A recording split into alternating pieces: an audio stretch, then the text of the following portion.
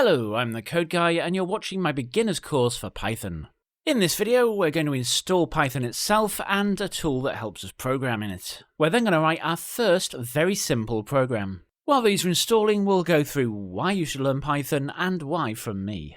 So if we go to www.python.org/download, we then click on the download button and I'm going to select the Windows operating system, which is what I'm running on. If you run on something different, just select that. We're then going to go down the list and find the Windows installer for 64-bit and download it. Now when we run the installer, we'll get this prompt. And we're going to select both the options, use admin privileges and add python.exe to the path. We're then going to click on install now. On most OSs, you will now get a warning saying you're about to install something and do you wish to proceed, and we do. And that's it, Python is now installing. So why Python? First off, it's a really high-level language, which means it's close to English. It also has a really easy syntax to pick up, which means it's really good for beginners, even those who've never touched programming before. Some people may tell you that Python is a toy language. I can attest that it isn't. I've built enterprise systems on it that have scaled to many thousands of requests per second.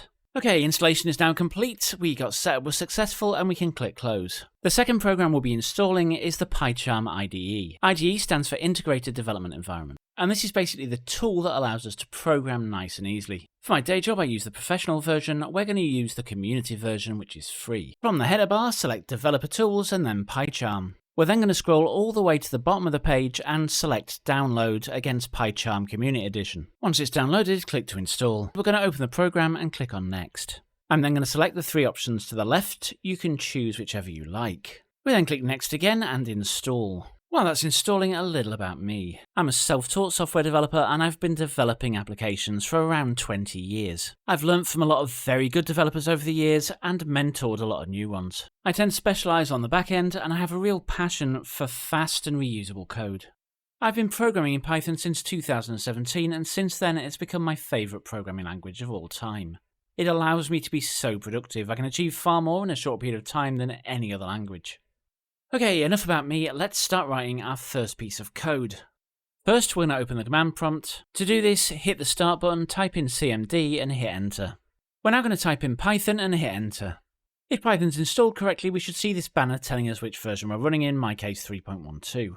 We're now going to type the keyword print, followed by a bracket or parentheses. We're then going to add a single quote and type the words hello world, ! Add another quote and then the closing bracket. This tells Python that we want to print the words we put between the brackets to the screen. We'll see if you hit enter, it does just that. Now, hello world programs are kind of a tradition in programming. Whenever you pick up a new language, the first thing you do is tend to build a hello world program and run it. Hopefully PyCharm's installed now and we can click and execute that. We're going to create a new project and we are going to change the project name from Python project to beginners. We're then going to do file, new Python file, give it the name hello world. And then in this file, we're going to do exactly what we did before and do print, open bracket, quote, hello world, ! Close quote, close bracket. Once that's keyed in, we're going to go up to the top right and click the play button, which is run. And you'll see at the bottom of the screen, hello world is now displaying. You may also have noticed that the IDE started to finish the word print before we even did. Hitting enter would have completed the word and the brackets for us. And then we just need to enter a single quote, it will put in the ending quote and we just type in the word in between.